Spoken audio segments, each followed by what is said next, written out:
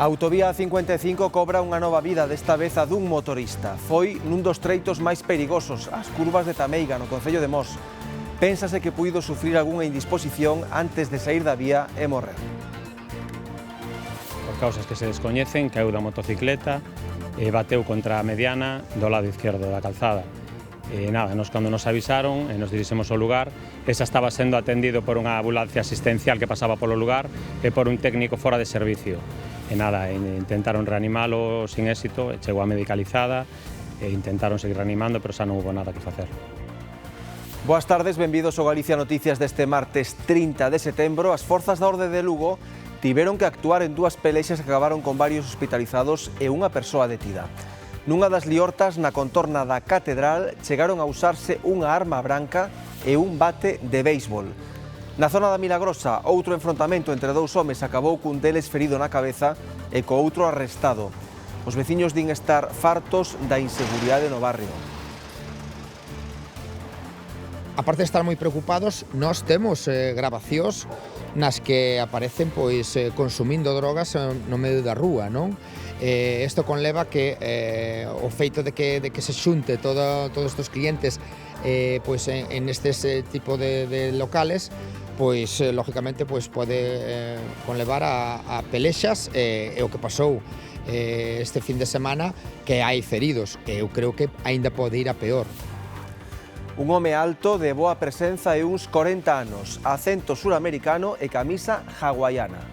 Se alguén que responda a esta descripción se lles achega, lles di que non coñece a nosa moeda e os anima a ensinarlles un billete de 50 euros, non o fagan.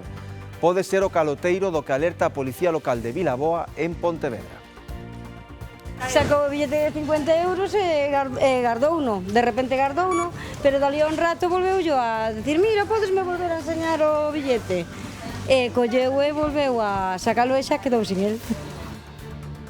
Resignado, así está o dono dun restaurante ourensán do barrio da Ponte que con certa frecuencia é vítima dos ladróns. No último mes e medio roubáronlle dúas veces. Os ladróns empregaron o mesmo método, romperon un cristal da porta coa tapa dun sumidoiro e marcharon coa caixa registradora e os cartos que había nela.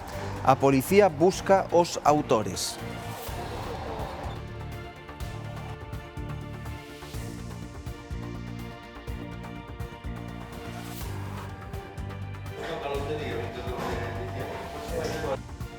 Estaba unha alcantarilla aí no chao, que xa é co que forzarían a porta, e reventaron o cristal, entran, a verdad que son tremendos porque ese hueco é moi difícil entrar aí.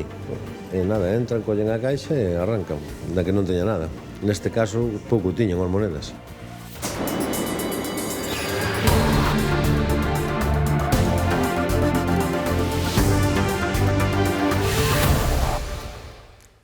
Un motorista faleceu a noite pasada na A55 seu paso por Mos. Ao parecer sufriu unha indisposición súbita e saíu da vía impactando contra a medianeira nunha das curvas de Tameiga. Xoán.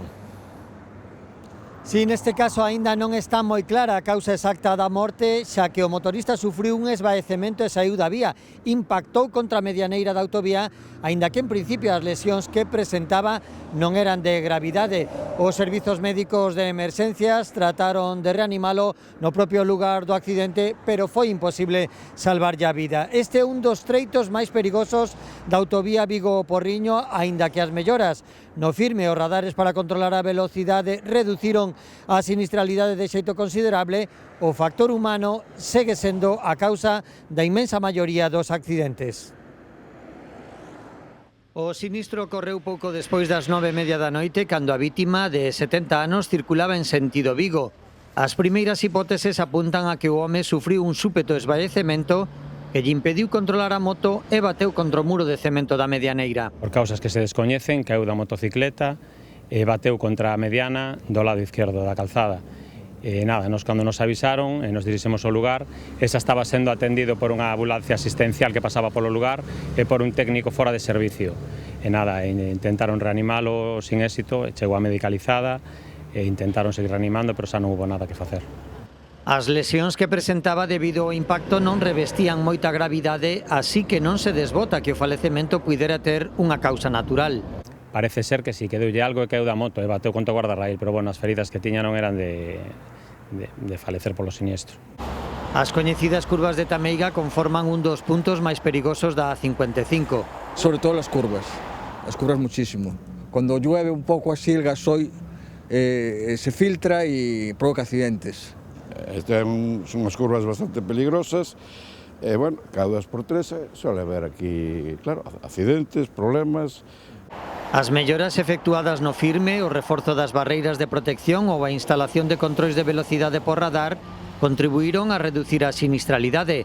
Con todo, non evita que rexistrara máis de 1000 accidentes en 3 anos, a case un por día.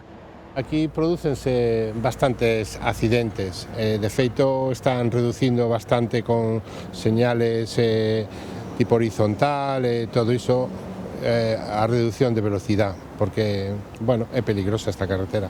A estrada acolle 65.000 vehículos diarios e concentra 7 treitos con risco moi alto en apenas 11 kilómetros, o que a converte oficialmente na vía máis perigosa da rede estatal. Outras imaxes son dun accidente registrado esta mañá en Vigo, á entrada do túnel da Madroa. Un motorista quedou ferido, enganchoulle o pantalón na cadea da moto e acabou batendo cun turismo. Tiveron que intervir os bombeiros, xa que o piloto tiña unha perna atrapada. O sinistro, como ven, provocou retencións moi importantes nese treito da AP9, complicando o tráfico durante 2 horas. E 2 persoas quedaron feridas tras un atropelo nun paso de peóns en Ourense. Ocorreu a primeira hora da tarde de onte, onde a rotonda da policía local, un sitio problemático no que xa ten habido máis atropelos. Segundo informaron os axentes, a parella duns 60 anos cruzaba correctamente polo paso de peóns, cando un turismo os levou por diante. O golpe aparentemente non foi grande, pero precisaron asistencia sanitaria. Foron trasladados en ambulancia ao complexo hospitalario ourensán. Falamos agora de outro accidente, afortunadamente con danos menores na estrada que vai de Santiago a Padrón, pero que confirma a perigosidade desta vía. Trátase dunha estrada nacional con moito coche, moito camión e tamén moito peregrino que ten que atravesar a calzada en varios puntos. Golpe na Nacional 550 xa en Padrón, supostamente polo despiste do condutor do turismo que se foi de fronte contra o camión. Coche pequeno que quedou medio estropeado. Chove sobre mollado. Foi a semana pasada e arriba na Picaraña, pois tamén sei que houve outro, parece que foi bastante fastidiado. Son golpes fastidiados polas imprudencias, polos excesos de velocidade e tamén polo propio trazado. Pois generalmente pola zona de Padrón a Santiago hai moi poucas zonas onde andar, entón os puntos son moi peligrosos, moi pouco espacio para poder facer un adentamento con seguridade e aparte que hai moito tráfico pesado. Corre, adiantan, liña continua, e dá exactamente igual. Moito piso da carretera que está sin asfaltar ni nada, iso tamén, pintaron a carretera pero asfaltar non asfaltaron. Ao longo destes 20 e pico kilómetros hai varios puntos complicados, sobre todo cando chove. Este é un deles. Ya ten o santuario, principalmente este semáforo que hai aquí, sempre hai golpes porque, claro, é un paso de peatones que pasan os peregrinos, e frena o primeiro coche, o de atrás o ben despistado e bumbo. Sucede en varios puntos da estrada. O camiño obriga a que os peregrinos vayan dun lado a outro da Nacional e, de feito, hai cartéis de advertencia. Y además te hace cruzar muchas veces la Nacional, con lo cual, bueno, pues es un tramo más inseguro y no tan bonito como otros. Se siente en los pasos una cierta inseguridad, bastante. Un trozo que ha pasado un camión y nos hemos tenido que echar la cuneta porque la carretera era muy estrecha y había que meterse en la cuneta. El camión casi no pasaba. Que como si os peregrinos estuviéramos molestando no camiño, porque teñen que parar, hai moito tráfico e teñen que parar para que cruzan os peregrinos e hai moito cruce nas carreteras, moito paso de peatóns e hai moitos peregrinos en esta etapa. O problema vén de vello e xa houve modificacións en varios puntos do trazado. Antes sí que había co cruce, viñan dos Ángeles e viñan daqui do Areal e solían tropezar, pero ahora desde que está a rotonda non. Piden melloras no firme que leva décadas sen reparar a fondo e máis prudencia por parte dos condutores, pero tamén dos peóns. Imos agora ata o Concello Pontevedrés de Vilaboa. Ali a Policía Local alerta dun calote. O ladrón ou estafador anima as persoas maiores a ensinarlles un billete de 50 euros co que acaba quedando. É un home alto, de boa presenza, duns 40 anos e acento suramericano, que a última vez que actuou levaba posta unha camisa tipo hawaiana. O último caso coñecido corría aquí na parroquia de Santa Cristina de Cobres. O suposto estafador amagaba con non coñecer a moeda española, polo que a vítima amosoulle por 2 veces un billete de 50 euros e acabou quedándose en el. Sí que a fixeron o home, pero que a min non... Fíxose que non sabía como eran os cartos españois. Porfa, que... Sacou un billete de 50 euros. Sacou o billete de 50 euros e gardouno. De repente gardouno, pero dali a un rato volveu yo a decir, mira, podesme volver a enseñar o billete. E colleu e volveu a sacalo e xa quedou sin el. A muller da vítima de avanzada idade pasaba esta mañá por este supermercado da parroquia onde comentou o caso coas empregadas. Nas últimas horas puxo a denuncia no cuartel da Garda Civil de Moaña. Para evitar novos casos, a Policía Local de Vilaboa e o Concello emitiron un aviso para que os maiores da localidade estean precavidos.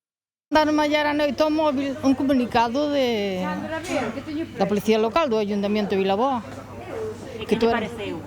Está ben que informe. Hombre, claro, normal. Horrible, me parece vergonzoso. En estos momentos, aún más. Cuando ellos, la mayoría, todos tienen una pensión. A veciñanza agradece o anuncio e lamenta que se abuse da confianza das persoas maiores.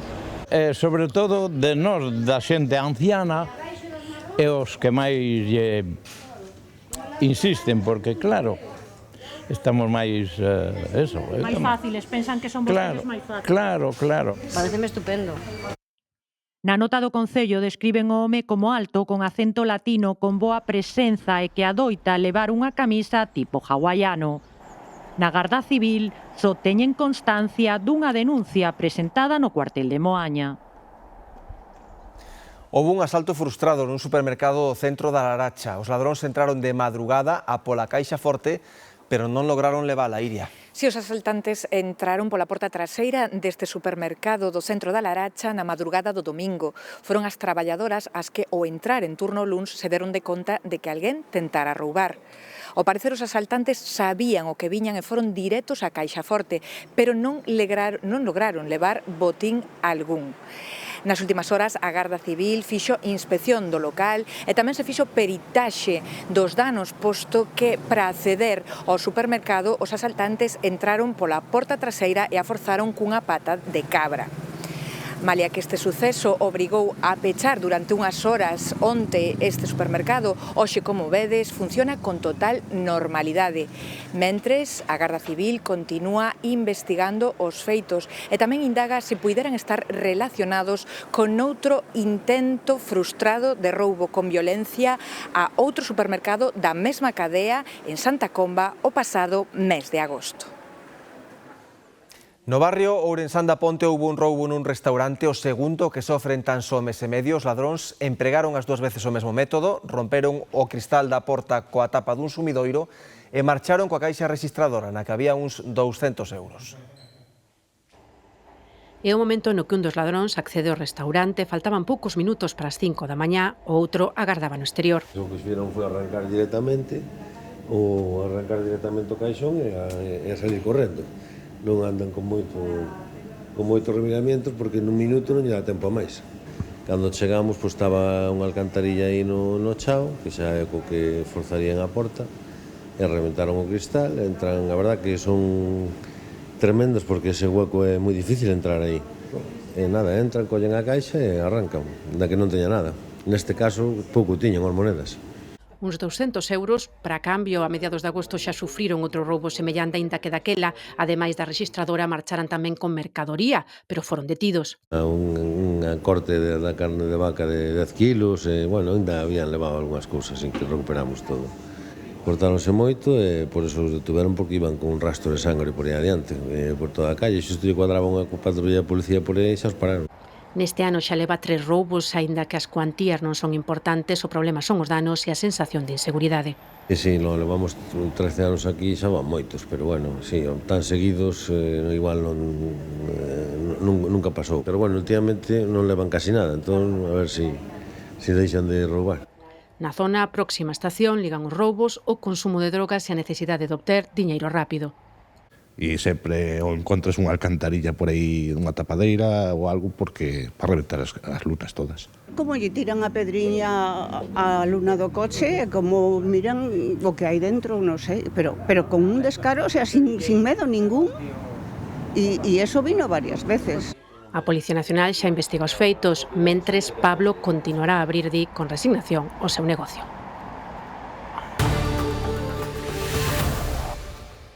É un tema de inseguridade total, a nivel veciñal, a nivel cidadán, non? Cámaras de seguridade. Vanse instalar agora no San Froilán un montón de cámaras de seguridade no recinto ferial e non se entende porque no casco histórico non hai cámaras permanentes, que non se trata que o señor este mirando todo o día a cámara, trátase que se pase algunha cousa, se poda consultar esa cámara para saber quen foi.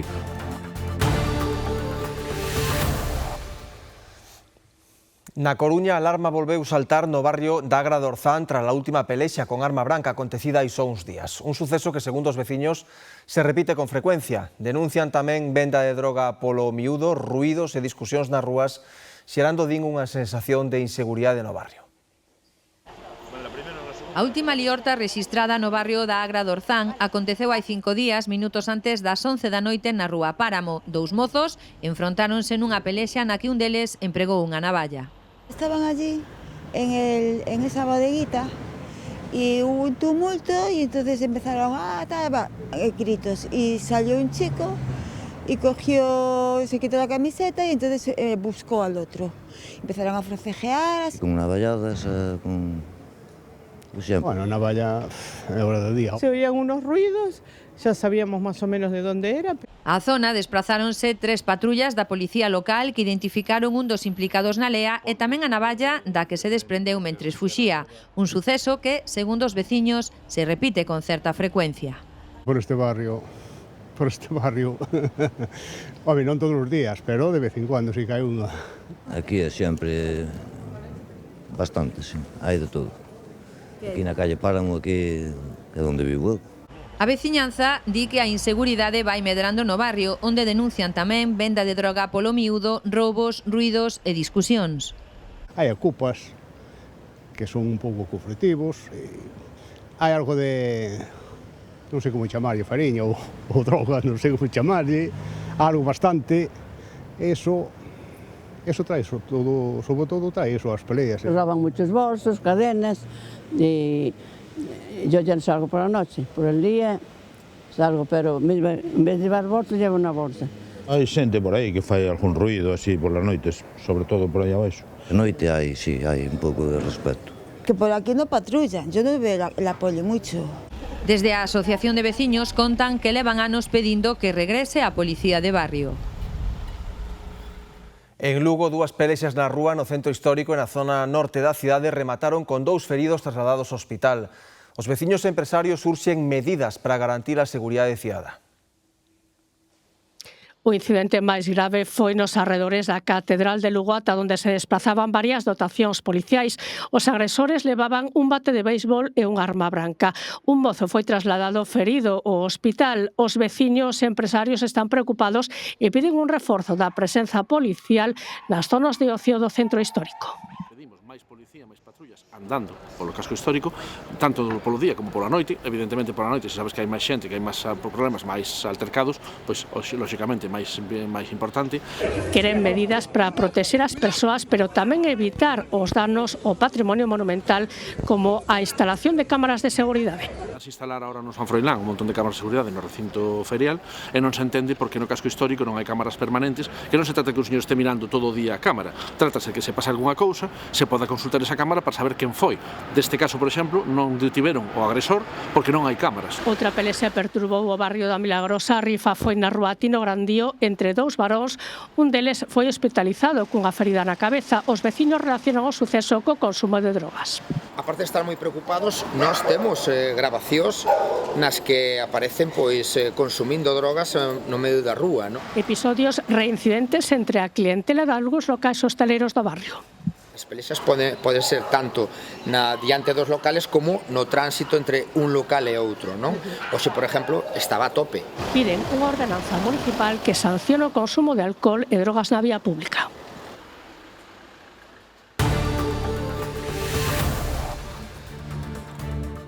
O ano 2020 foi o da pandemia, por suposto, pero tamén o das bicicletas. O furor por facer deporte ao aire libre logo do confinamento fixo que se venderan o dobre de bicis que de coches. E agora, 5 anos despois, como están? Vémolo de seguida no Galicia Noticias.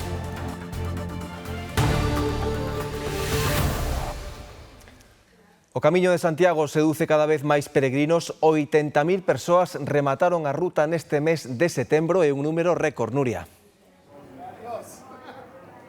Así é, Raúl, é a primeira vez en que un mes de setembro se sitúa a cabeza en número de peregrinos, como ben dicías, 80.000 ao longo destes 30 días, máis de 800 no que levamos de día. Aquí quixeron oficializar a súa xesta na oficina do peregrino e desta maneira setembro desbanca a xullo e agosto como o mes en que máis peregrinos chegan a Compostela, neste caso sobre todo estranxeiros que queren evitar desta maneira a calor e as aglomeracións. No que levamos de 2025 aumentou o número de peregrinos un 6%, segue a tendencia, por tanto, destes últimos anos en que aumenta cada vez máis. Pecharemos este ano, se todo avanza segundo o previsto, con máis de 500.000 de peregrinos, 500.000 de romeiros que quixeron vir aquí ata Santiago de Compostela. E que vai pasar durante o mes que comeza mañá, durante o mes de outubro? Pois se continúa esta meteoroloxía, se continúa unha meteoroloxía constante, boa. A verdade é que as previsións son bastante boas, que espérase que cheguen bastantes peregrinos, polo menos ata mediados de mes. A partir de aí xa comezaría a decaer. O ano pasado, durante o mes de outubro, chegaron a Compostela 50.000 persoas. Santiago podería superar o 500.000 de peregrinos este ano por primeira vez na historia. O éxito da ruta segue medrando e seducindo peregrinos de todo o mundo. Fantástica, desafiadora e muito gratificante. Um caminho difícil, mas enriquecedor. Lindas paisagens, conhecimento, pessoas. É um misto de fé, espiritualidade, coragem, determinação e disciplina, que é o que a gente precisa na nossa vida, não só no caminho. No que vai de ano xa chegaron 451.000 camiñantes, son un 6% máis que o ano pasado. Muchísima gente, muchísima. Esperaba menos, te da paz, tranquilidad, no sé, te limpian, espectacular. E por primeira vez, setembro foi o mes do ano con máis traballo na oficina do peregrino. Este ano vai ser o mes que máis peregrinos temos, incluso superando o mes de agosto, maio, que normalmente son meses que sempre eran maiores. Este ano notase moitísimo. A maioría dos peregrinos son estranxeiros, que evitan o verán, sempre. Normalmente veñen primavera e outono. Este ano especialmente o mes de setembro. Temos estadounidenses, alemáns, incluso moito americano, asiáticos, que non é habitual, e sempre son peregrinos que escapan do calor. El único pero que te diría es que no ha podido venir mi amiga Rudy, que murió. Es el único pero que tengo del camino. Por lo demás, espectacular. Escolhi esse período por não ter muito frio e também porque eu sei que está finalizando a temporada, mas tem muita gente. Não, o caminho continua. Ainda tem o português, tem o primitivo, tem... Como a este camiñante, unhas 80.000 persoas elixiron setembro para facer o camiño, 4.500 máis que o ano pasado. Para ver os sellos. Sí. Ah, queres... Quero ver o teu pasaporte, non? Sí. A pandemia, seguro que moitos o recordan, disparou a venda de bicicletas. De feito, no ano 2020 vendéronse o dobre de bicis que de coches. Había moitas ganas de sair ao exterior e a bicicleta ofrecía de liberdade. 5 anos despois preguntámonos se aquel tan frutífero e productivo negocio se mantivo no tempo ou, pola contra, desapareceu o mesmo ritmo que foi chegando á normalidade. Ano 2020, unha cidade galega ao chou, máscaras no rostro, bicis e máis bicis no asfalto. Foi, poderíamos dicir, o ano da bicicleta. A época da pandemia, aí máis ben se despachaban bicicletas, porque todos querían comprar bicicletas e houve un momento que as casas comerciales quedaron sin bicicletas e non había bicicletas para servir. E botamos un par de anos ou así, pois que te vías negro para conseguir bicicletas. Se vendió todo. Sí, pusimos vender todo lo que había en tienda, incluso bicicletas, a lo mejor que ya pensabas que te iba a costar un poquito vender porque se quedaban un poco anticuadas. Como no había stock, lo que había salía. Foi unha desescalada sobre rodas, proliferaron as tendas de bicicletas. Contanos en Oliveira, por exemplo, que había días de vender ata 7 unidades, unha realidade que nada ten que ver co actual.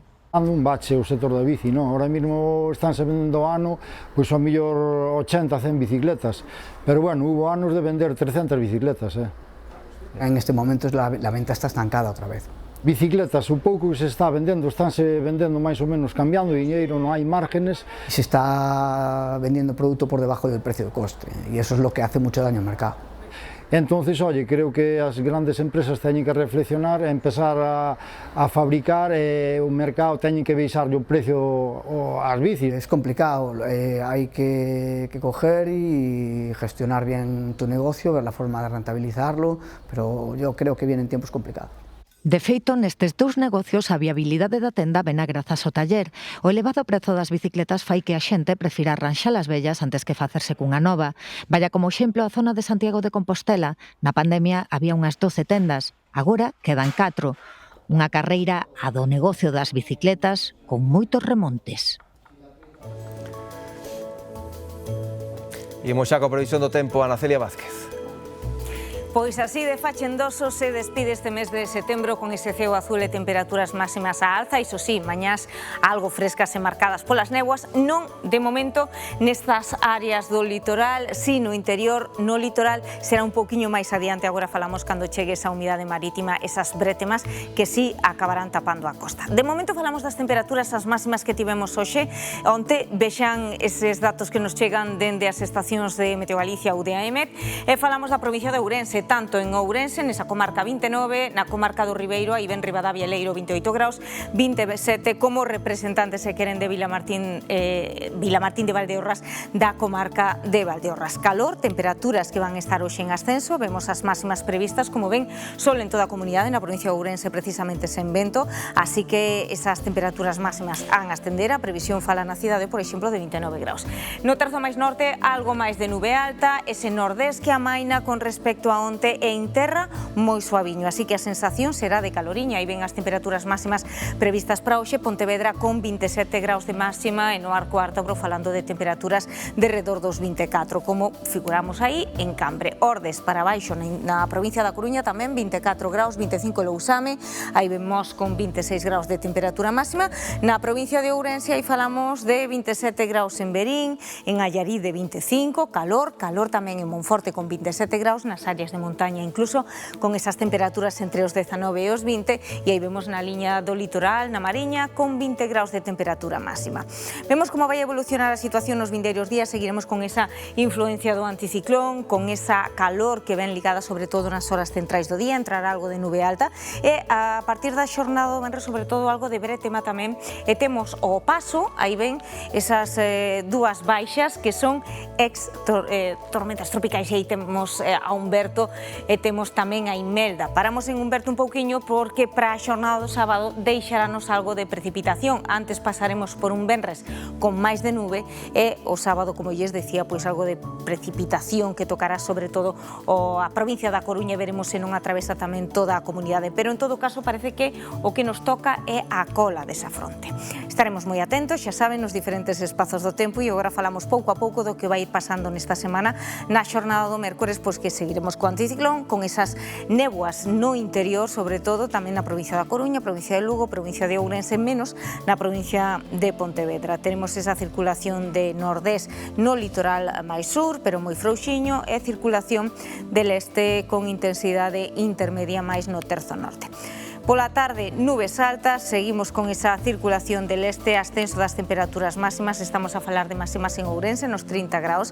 Temos na xornada de xoves, pois a entrada desa brétema, como lles dicía, comezará a entrar a máis nese vento nas rías baixas, e teríamos esas nubes altas que continuarán, sobre todo no interior. Ali, nestes vindeiros días, apenas han notar cambio, porque continuaremos con ese ceo tapado por esas nubes altas. Na liña do litoral, pois aí sí, irán notando a entrada desa brétema marítima, esa circulación de oeste que irá traendo pois esa humidade que chega dende o Atlántico e xa as temperaturas máximas sen tanto ascenso.